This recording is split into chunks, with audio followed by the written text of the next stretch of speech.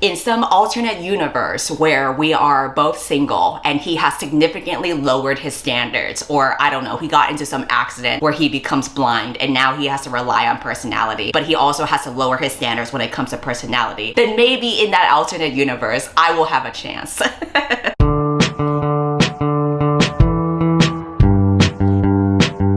Welcome to my first video of the year, and what better way to start off the year than to look back on all the messiness of last year. I still have to film and post my 2023 reading wrap up where I go through all my reading stats. I need to update my Goodreads, I need to go through my giant reading spreadsheet, but that's the nerdy statistical stuff. But we're not here for statistical, we're here for testicle. That rhymed in my head. The point is I'm going to be ranking 23 love interests of books that I read in 2023. I'm going to be talking about male characters only because let's be real, if I included women or non-binary characters, it wouldn't be a fair playing field for the rest of them. We have the 23 books that I've compiled from the year of 2023. For the tiers, at the very top, we have my hand in marriage. I would devote monogamy to this person. They are endgame for me. Second tier, I would bang them and I don't need to have any drinks in my system to do that. I can be stone cold sober and I would still tap that ass. The middle tier, I would bang them, but I might need a couple of drinks in my system to convince me first. Then I might be a little bit loosey-goosey and just bang them for like the fun of it, just to be chaotic and say that I did. Second to last tier is respectfully no. I'm gonna have to decline any romantic interest in them, whether it's physical or emotional. It might not even be for a personal reason, because if it was for a personal reason, that would go towards the last tier, which is I'll kill you instead. If this tier ranking turns out to be fun and we want to do more of this, then I can start doing this as like a yearly thing. Who knows what other shenanigans and terrible love interests I'll read in 2024. That's the joy of discovering new books, right? And that's why I'm glad to also mention that Book of the Month is a sponsor for today's video. Their mission is to help readers discover new books and to promote the work of emerging authors. Every month, they curate at least 5 new books for you to choose from so that it can be delivered to your door. Here are the books that I got, but I'm most interested in interesting facts about space. Look at how cute the back cover is too, with this little shooting star. They have the Book of the Month logo on here. They have the month and year for when you received it. Their packaging is cute too, and they always have a different bookmark. They have new books every month, and that's why I love it. And if you're not interested in the selections for whatever reason, you can skip any month and you will not be charged. Or if you are an audiobook girly, you can use your credit to go towards an audiobook instead. Regardless, it's gonna be a fantastic deal. Better than any price that you can find for new release hardcovers at the store. You can get your first book for $5 using the code RESET. All you gotta do is just click on the link in my description, even if you wanna check out what books they have too to see if you're into them or not. So thank you to Book of the Month for sponsoring and probably contributing to next year's tier list. With that in mind, let's go ahead and start ranking. I have put these books in chronological order from when I had read them throughout the year. Some of these books you might recognize because I have talked about them in my channel before, and then some of them you might not. I am kind of behind when it comes to posting my monthly wrap-ups. They are coming soon, I just need to edit them. So the first book is Hooked. I have talked about this before. I have a dedicated video to Hooked. I put it on my worst books of the year, so you should be familiar. This is a Peter Pan retelling that is a dark romance. The love interest is Captain Hook, but he's an edgelord because he wants to enact revenge on Peter Pan, and to do that he's gonna take Wendy's virginity, and then when he's done using her, throw her out on the streets. A lot of readers like him because he is fiercely protective. Literally, he tortured somebody because they were a rude customer to Wendy when she was working at a coffee shop. While I would love to have someone who is ride or die for me and is even more pissed off at anybody who has ever wronged me so that it's not just me, I really can't get over the fact that he kept on imagining him banging Wendy on top of her dad's corpse. He doesn't actually do it, but he daydreams about her father being a cuck or being dead or being a combination of a dead cuck, that it just gives weirdo behavior to me. So I don't even know if I should do respectfully no or put I'll kill him instead, just for the principle of it all. I think I'm gonna go with respectfully no because he doesn't actually do any of the twisted things that he daydreams about. He just keeps it in his head, and the actions that he does perform is torturing rude asshole customers, and I can respect that. So maybe keeping him alive will be for the benefit of society after all, but I will not be banging him because I just don't want him to daydream about my dad like that. That's really weird. Second book is All I Want for Christmas. I ranted about this book in my worst books of the year as well, and the reason why I hated this book was because the love interest was so terrible. Literally, he does not communicate at all. Any little misunderstanding that could happen, he's ready to bounce. He's not gonna stay to communicate. He's gonna ghost you instead for like a year minimum. That's what he did to the main girl. This just tells me he is emotionally unintelligent, he's not reliable, and he's a loser. He's a nepo baby who is still struggling to be a musician. That's how untalented he is. You have all the resources handed to you, you have the money, you have the famous father, and you still can't make it. Now I gotta deal with you whining about how you're in your father's shadow. Boo fucking who. So I'm gonna kill him instead just because he is too annoying to deal with. Next book we have The Bodyguard. This is a romance where the main guy is an actor who needs to hire a bodyguard because he has some stalkers, but it was a nice way for him to meet the main girl because she is a bodyguard, and at first he was like, wait, what do you mean? You're like an average sized woman. So they agreed to do a test of her strength where he tackles her and then she flips him over on his back and kicks his ass, and then he is just so impressed by that. That's how you know his masculinity is intact, unlike the last guy from the previous book. I like this guy. Would I marry him though? I'm not sure, because if it gets to the point where you have to hire a bodyguard because your fans are so unhinged that they'll stalk you, I don't know if I could invite that chaos in my life because I already have my own unhinged people to deal with in my comments and social media. I have Zionists sending me death threats just because I go to a Palestine protest because I believe that genocide should not be a thing. Like, I have my own unhinged people to deal with. Do I really want to combine that with an actor? And you know how bad it is to be a woman dating a famous man. You will be torn apart. So I don't think I would marry him. And to be honest, I wasn't like super attracted to him. I thought he was like cute with the main girl. I think I would need to see him in person, but he looks kind of average looking in the book cover. So I'm gonna go with maybe like a one night stand after a few drinks. Obviously this would be on the low, so like paparazzi and fans wouldn't find out about it, but it would be like a cool story for me to tell people. Like next time he's on a TV screen, I'm like, yeah, I slept with that dude. Fun little fact about little old me. Then we have Verity, which I did make a video about because the events in that book were so wild. Everybody was so into this dude named Jeremy, of all people. Jeremy has a comatose wife, and because the wife cannot function anymore, he hires a ghostwriter, who is the main girl of the book, to help complete the wife's story. Both the main girl and the comatose wife are heavily thirsting after this guy. Like, the main girl reads a private autobiography that the wife wrote where she was so horny for the guy that they did it at a Steak and Shake. That's how down bad she was that she would defile a Steak and Shake like that. And apparently the sex with him was so good that whenever they would do it, she would clamp down on the headboard and bite onto it just so that it would stifle her screaming, I guess. I don't know why she wouldn't do a pillow. They're just very extra. And then, you know, the main girl reads about it, and then she decides when she also gets it on with Jeremy that she would do the same thing and also bite the headboard. Well, I'll tell you what, I'm not gonna be one of those hoes that bites the headboard. You will not catch my teeth marks onto there. If anything, the only marks I'm gonna put on that headboard is help. I'm gonna carve help if I ever end up in that situation. Jeremy is also sketchy as hell. He seems very violent. It's just red flags all around. I'm gonna kill him instead. We don't need another J name to exist. The next book is Daisy Jones and the Six. This is about a fictional 70s band. The format of the book is like a documentary where the members of the band that have now been broken up talk about their memories and experiences when they were at the peak of their fame and the things that happened behind the scenes that led to them breaking up. I also watched the show this year too. And even though I like Sam Claflin, I realized I'm not into older dudes. He was way too old to be on the show. Also, it was weird that he got veneers all of a sudden. Like, what happened? What happened to the Hunger Games days? I was not physically attracted to him on the show, but even personality-wise with his character in the book and the show, he dealt with addiction. He was an alcoholic. He was also basically a cheater because he was with his wife and his wife walked in on him getting a BJ from a random fan. This happens early on in the book, okay? So it's not even a spoiler. It's just to establish how the rock and roll life that he gets involved in really tests his battle with addiction and self-destruction. And one of the things about his wife's character is that she is so strong for continuing to stay with him and continuing to have good faith in him and demanding him to be a better person and just being super resilient for the sake of protecting their family. That could not be fucking me though. I will never. I'm busting the fuck out. If I walk in on that trailer with him and a roadie, I'm setting that trailer on fire. He's got too many issues, and listen, I get it, addiction is really tough, but I personally can't be in a romantic relationship with an addict. I'm gonna respectfully decline because I don't even want to bang him. I'm like, where's your wife, Billy? But I'm not gonna kill him either because he is capable of change, and addiction is basically like mental illness, and that's really tough. But that kind of mess, I don't want to get involved in. Morning Glory Milking Farm. I have not discussed this book on my channel yet. This was a silly little hee hee ha ha book for me to read. I do plan on making a video about it. It's not gonna be a roast video actually. It's gonna be a video essay. The concept of the novel is that the main girl is a human who gets a job in which she helps milk all these minotaurs so that their semen gets put in in these jars that are used for, I believe, to help human men get erect. I think. I don't know. It's been a while since I've read this book. I'm gonna have to go back before I make the video and like brush up on the details again. But there's some scientific purpose for it because these minotaurs, like, they produce a lot of semen. I'm not gonna shame a girl for getting her bag. And obviously she falls in love with him too, the minotaur that she's milking. I really couldn't get into this book, and I realized it's because despite the furry allegations, I do need the love interest to at least exhibit some human qualities. Like, they need to at least be in the shape of a human. They can't just be like a straight up animal. That's what was throwing me off. So respectfully, I'm gonna say no. The next book is From Blood and Ash. This is a romantasy where the main guy is a bodyguard and he is part of the main girl's feminist awakening, because in the book she is established to be the most virginly of all the virgins. She is a maiden and they can't be touched or looked at in any way, but when she meets him, obviously he does all of those things and more. He's sucking her boobies through her shirt, he's making dirty talk with her. When he goes down on her, he also says on more than one occasion that she tastes like honeydew. And for that fact alone, I'm curious what he would say if he went down on me.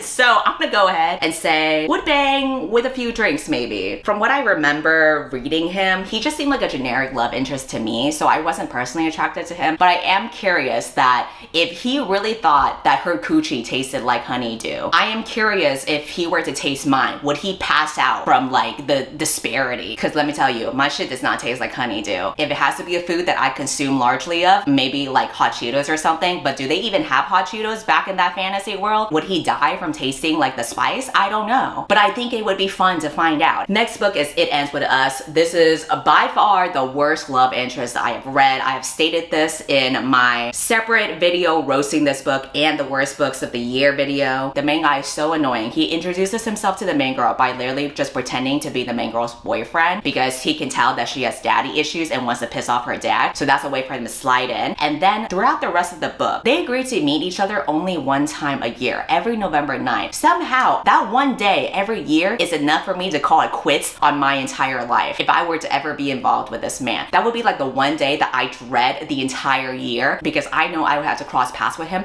and be so fucking annoyed by the countless boring underwear jokes that he always makes. Like, every time you interact with this guy, he's always making some dumb joke about the color of your underwear or wondering what it looks like underneath your jeans, and it just gets so tiring after a while. Also, if you deal with any kind of disability or disfigurement or any kind of hardship, he would be the most annoying person to ever deal with, let alone be in a relationship with, because the main girl has all these burn marks because she was basically swallowed up in a house fire a while ago. So now she is very insecure about her looks, understandably so, because she had to throw away her career as an up-and-coming actress. And when you are a very clearly disfigured person, people in public will stare at you and make judgments. He tells her that the only person holding her back is herself, and that the only reason why other people are acting uncomfortable around her is because she is making it uncomfortable. He also has a weird thing going on with her burn marks. Like, he will fantasize about them and wonder what they look like, which is a very invasive, especially for someone that just met this girl. So I'm gonna go ahead and kill him, because by the time you read the end of the book, the actions that it turns out he's done is so sick and twisted. I don't care what his intentions are. What matters is that he's annoying as hell, and with all the weird comments that he's made about her burn marks, I would feel like he's about to burn my place at any point just so that he can fetishize me. Okay, there's no more lighting in the couch where I was sitting from, so we're gonna relocate over to here. The next love interest I read is the prince from Cursed Princess Club. He's actually the youngest prince out of 3 of them, and normally I would be totally fine with marrying into money. However, the whole premise of the Cursed Princess Club is that despite every princess being very girly and cutesy, the main girl has always looked a little bit different. So when she and her sisters were supposed to get engaged to the 3 princes and they finally met, the blonde guy here was actually horrified to meet the main character of the story, because he was like, I didn't sign up to marry an ugly bitch. Just kidding, he didn't say that, but he basically said that she was scary, which, you know, for all the fuggos out there, if you get it, you get it. We know what it's like to be brushed aside for our appearances, and I just feel like if he already thought that that girl was a fuggo, he's not gonna have a great time with me. And you know what? I don't think he's cute either. So what is the point, really? I'm gonna say respectfully no, because I do know that he's gonna have character development and come around to it later. Good for the main girl, but me personally, I can't be with someone who ever thought that I was ugly or scary looking at any point. point. The next book is Have a Soul. This is the first book of the series of Regency fairy tales. So it's basically like Pride and Prejudice mixed with a little bit of magic. The main guy in this book is the most disliked man in all of high society. But the only reason why he has so many haters is because he actually says the shit that nobody else wants to say. As a critical bitch myself, I am familiar with that plight. And you come to find out that the reason why he's such a negative bitch in the first place is because he's seen the effects of inequality within society and injustices and orphans out on the streets. And so when there are these grand parties and people of upper society just gossiping and talking about shit that doesn't matter, he gets pissed off about it and he doesn't want to socialize with anyone. So I can respect a dude that has values. And I do think there's a soft side to him too, as you come to see in his interactions with the main girl. He really comes to care for her. So I feel like if I were in her place, I would go ahead and bang him. And I don't even need drinks. I do think that he has big dick energy just because he is very much attuned to his values, even if that doesn't make him a popular person. And he really cares about people who aren't able to help themselves. So I can admire that. The reason why I wouldn't marry him is that while I respect his philanthropy, I personally don't think I could run an orphanage. I just know that would tire me dealing with all of those children. I had gotten so stressed from fostering dogs that I can only imagine the aneurysm I would have with trying to take care of a bunch of orphan children. That life ain't for me, but I will sleep with him, which really goes to show the kind of values I have. But that's okay, he can marry the main girl instead. I thought they were cute. Speaking of cute, the next book is Love Theoretically. My answer when it comes to any of Ali Hazelwood's love interests, I will go ahead and marry him because we have a man working in STEM, so you know he's got that shmoney. They are all big, muscular, broody on the outside, but secretly simping for you on the inside. And he will simp for you even if you don't do anything that would make sense why he would fall for you in the first place. If I were the main character in this hypothetical scenario, that means that I literally don't have to do anything just to have this guy fall for me. And already I get some good dick. Like what more could you want from that? All the main girl has been doing is just breathing, and then he's like pining after her for years and years. And because she's oblivious, she has no idea. And then he has to repress that and pent it up even more, which you know makes the smut scenes even juicier when that happens. So I would absolutely marry the guy in Love Theoretically and any of Ali Hazelwood's love interests because they're always very loyal, dependable, big, strong men, which is my type physically when it comes to men. And they really seem to know what they're doing in bed. So it's really gonna be a complete package for me. The next book is Emily Wilde's Encyclopedia of Fairies. This is also my favorite book of 2023. I found the main guy to be so charming, and he was such a good foil to the main character because she was very curmudgeonly, no nonsense. All she was focused on was just her research.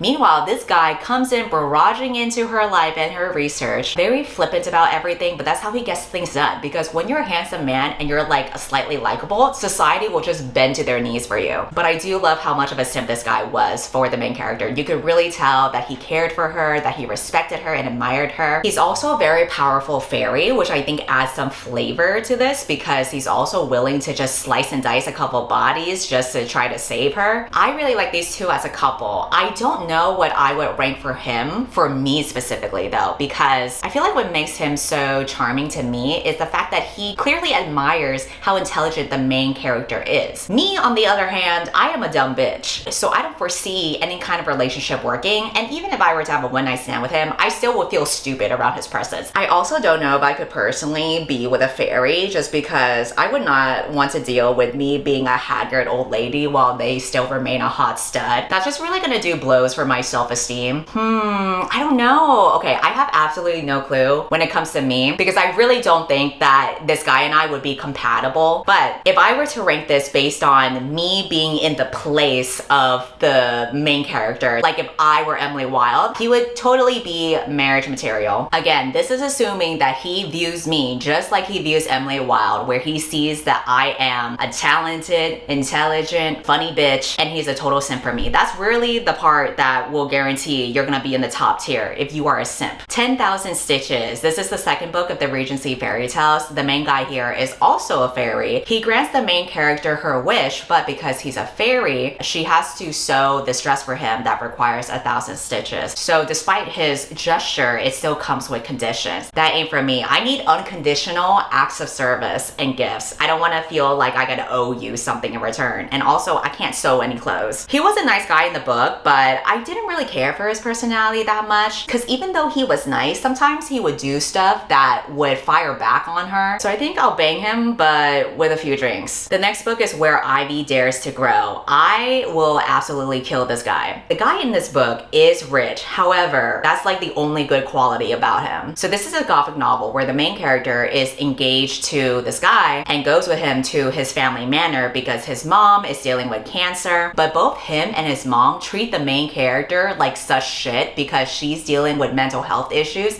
and so they kind of dismiss what she's going through just because it's mental. She feels like she has to repress these things and be a more palatable version of herself in order to appease him, because otherwise he chastises her for trying to get attention. Any guy who doesn't understand mental health issues and only likes you when you're mentally well, absolute red flag. And you know what? That guy was a fucking mama's boy too. I don't even care if his mom has cancer. I get racist vibes from her. I feel like she would call me a slur. At some point, he tells the main character that she's gonna have to start learning how to cook and providing for the house just like his mom once did. And I'm like, ew, not you trying to mold her into your mom. The gag is though, in this book, she actually goes through this time travel experience where she is still at the same manor, but just a couple generations ago. And she meets her fiance's ancestor who looks just like him, but is not a shitty person. So it depends on which love interest we're talking about. Is it the shitty fiance? If so, I would absolutely kill him. Is it his ancestor? If so, I would absolutely bang the guy. It doesn't even matter whether I'm attracted to him or not. I would just bang him on principle of how much I hate the guy in present day. Just so that I can go back to present day and be like, hey, guess what? I banged your fucking grandpa. Okay, let's say the love interest was actually the guy from like a couple generations ago. In that case, I'm gonna move him up to would bang with a few drinks. I don't know if I would actually be attracted to him, so I think I would need some stuff in my system to get into that point, but I would be determined to do the deed just as my own petty revenge for the stupid ass fiance. That's how much beef I have with this dude. Speaking of beef, we have November 9.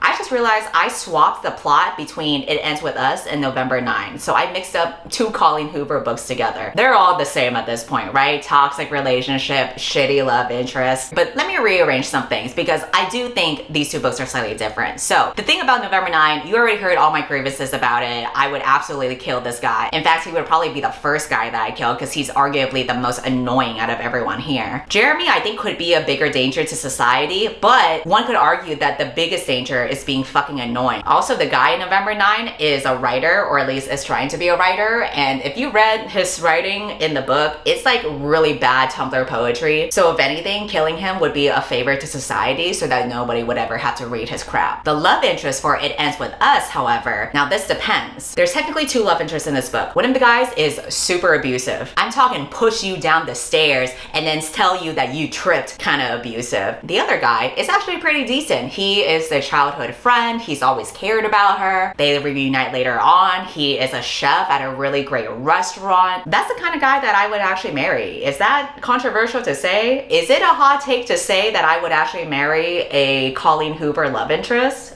I don't know if it was just the extreme contrast between him and the abusive guy. He seemed functional, he was normal, he was nice to her, he cared about her. Actually, he saw the abusive situation that he was in and he helps her get out of the situation too. I would want someone like that in my corner. I would want to ride or die for me, and he was a total simp for her. So he definitely would be someone that I would marry. Now here's the thing, who do I pick for this tier ranking? These are two opposites. I either put my hand in marriage for guy number 2 or I kill the abusive guy. And literally that's just me doing a favor for all of humanity. I guess because we see more of the abusive guy in the book, I'll go with him as a love interest, in which case I'll go ahead and kill him. He pushes me downstairs, I'm taking him with me. Next book is Ice Planet Barbarians. I've read a couple of the books in this series throughout 2023 because Victoria has just been eating up this series voraciously. I'm not even gonna bother putting every single book in the book series for this tier ranking because honestly they all kind of blend together at this point. They're all big, they're all blue, and they all have huge penises. And they have something called a spur. Okay, I don't know how I'm gonna illustrate this, but let's say this was the penis, right? It goes up, and the spur I think is like this thing. And I think the whole point of having a spur in this alien species is that while he's dicking you down with like his main shaft, the spur is supposed to rub your clit. And this, I guess, is like a revolutionary new body part that the humans are enjoying throughout the series. Based on all the sex scenes, it seems like they're really having their minds just blown out. So you know what? I kind of want to see what all the fuss is about.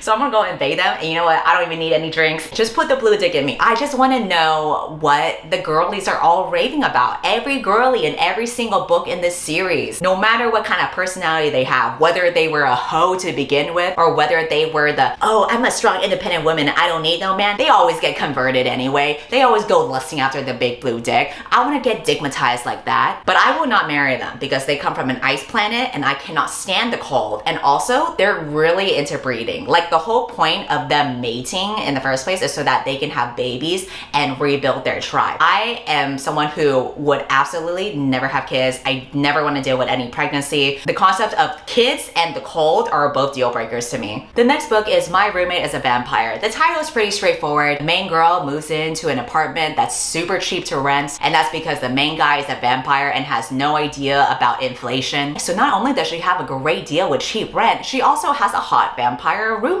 I'll go ahead and bang him with no drinks too. Why not? Oh wait, I just realized in this row we have a fairy, an alien, and a vampire. Perhaps it is not the furry allegations I should be worried about, but the monster fucker allegations. To be honest, I actually don't care about vampires, but for this guy in this book, he was actually pretty chill and vanilla, which is fine by me. I don't mind vanilla. Sometimes I'm just a simple gal. And I know I say that after placing him right next to Ice Planet Barbarians, but seriously, I'm okay with keeping it simple. Victoria's complaint when she read this book was that he never bit her neck at any point. And she was like, what is the point of reading a vampire book if there is no biting at all throughout the story? And I totally get that. However, if this were real life, I personally don't want someone biting into my neck. So that actually works out in my favor. He would be a pretty chill roommate. We're both night owls. Having cheap rent is a pretty sweet deal too. So I think it's just a win-win. Actually, you know what? I'll go ahead and marry him. Why not? I'm still not a fan of me turning old while he remains a hot vampire, so that might be a point of tension later because I'm not interested in being immortal. Like, I want to get off this planet and this existence immediately. But if we can agree that I'm gonna turn into an ugly old lady and he'll still be attracted to me and he'll still be a simp for me and he'll be loyal to me no matter what, then yeah, we'll go ahead and marry. Next, we have You Again, which was my favorite romance book of 2023. So obviously, I'm gonna bump that to the top tier. Even though he is brooding, he definitely has a sentimental soft spot. Between the two main characters in this book, the main girl is actually the commitment phobe while the main guy is the hopeless romantic. And when it comes to who I prefer as the love interest, I'll always go for the hopeless romantic. I don't need someone to be cynical. I'm the one who's cynical. I need another person to balance it out with softness and sweetness. Out of everyone in this tier ranking, he's probably gonna be the guy that makes the most sense for me because we would both live in New York. He is a chef, which works perfectly because I hate cooking. In the book, he falls for a stand-up comedian, so the bar can't get any lower than that. He'll be relieved to be with me because I actually have a 9 to 5, and even my YouTube channel is like comparably the same level of embarrassment as being a stand-up comic, so I feel like it kind of evens out. Also, the smut scenes, they were very spicy. I was very much into them, and he definitely seems to have a thing for brats, and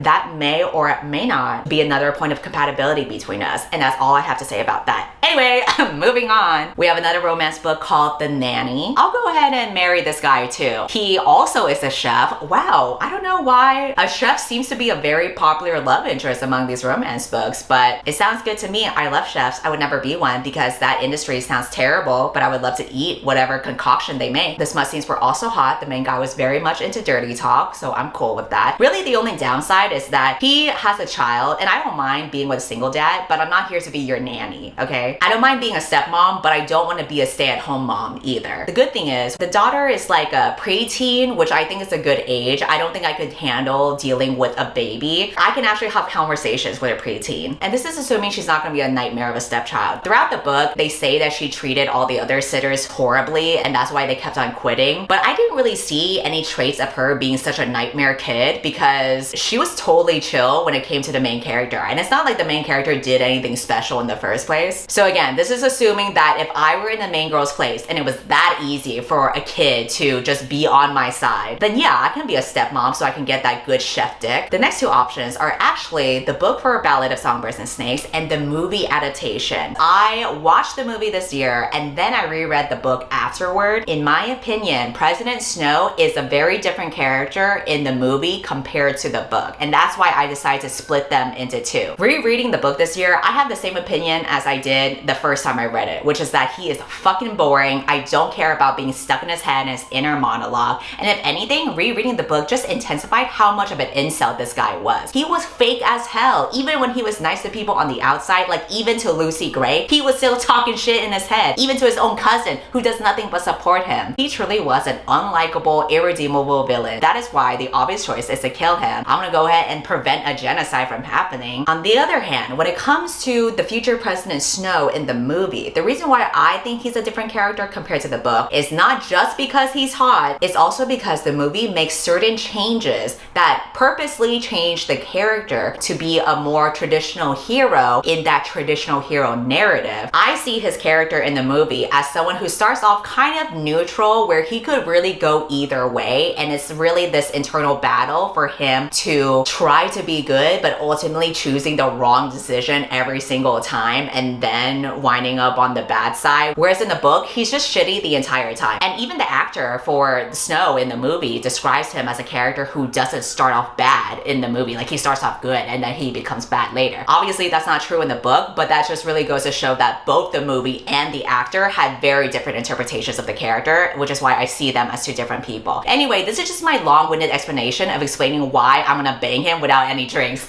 I would hook up with this man up until the last 1/3 of the movie. Once you get to the last 1/3, he does something. If you've seen the movie, we all know what I'm talking about. Once he does that, I'm packing up my coochie and I'm leaving. Would my coochie change him? No. If anything, that would further propel him to the dark side. And I'm just gonna state the obvious here. The actor is hot. He is objectively very good looking. You know how rare it is for a man to look better as a blonde instead of a brunette? He did that, and he was so good at acting too, because it's not enough that he just stands there and looks hot. He was fantastic at really emoting. One of my favorite scenes in the movie is when he is at the bar and he's watching Lucy Gray sing, and he has to stifle his smile, but he fails to do so. It is so damn good.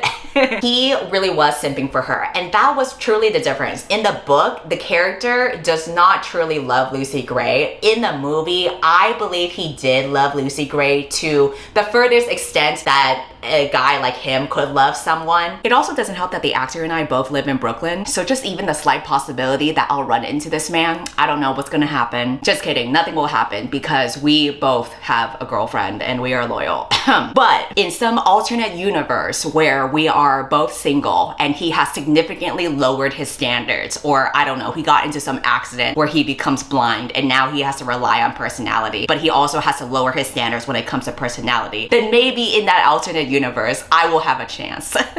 All right, finishing up with the last two, we have The Witch Would Not. This is a fantasy story where the main guy is a fairy, and you know, I think he was a totally fine love interest in the book for the main girl, but the reason why I'm gonna have to say respectfully no is because he has a rat tail. It's such a shame because I feel like based on this tier ranking, it doesn't really take that much for me to sleep with someone or just hook up with them just for shits and giggles. I see the appeal in the main guy. I was shipping him with the main girl too, but the author insisted on bringing up his rat tail constantly. It wasn't just once, it wasn't just twice, but it was like a handful of times where his rat tail is mentioned, and it's like, girl, you're really making it hard to fantasize right now. You have the typical tragic hero that must repress his feelings for the main character. That's the kind of shit I eat up, but why must he have a rat tail? And that's why I can't even justify hooking up with him, because I really feel like the rat tail will give me the ick. I think even if I had several drinks or if I was under the influence, feeling that rat tail curl around my limb will sober me right the fuck up. And then the last book that I read for the year that has a love interest is Forget Me Not. So this guy is actually a florist and the main girl is a wedding planner. I thought the smut scenes between them were hot and there was a lot of tension between the two. It's implied that they hadn't worked out in the past before, but in present day they have to work together again, so that gets pretty awkward. And I usually do not go for romances that involve having to cross paths with your ex again, because that doesn't really give me the escapism that I want. However, their breakup I feel like is fine. It's just because she's a commitment phobe, but he was like all in for her, which again is the crucial component when it comes for me to want to be with a man. So I have no problem with him being fully all in. I do not have any commitment issues. I'm ready to commit to this man already. Based on the smut scenes, it seems like she was a very well satisfied, and he was a total simp for her, which to me is marriage material. You want a man who is going to be loyal to you forever. And so that completes the tier ranking for the love interest that I read about in 2023. I'm surprised that the category that ended up being the most popular is the top one. Apparently, I am willing to marry a lot more people.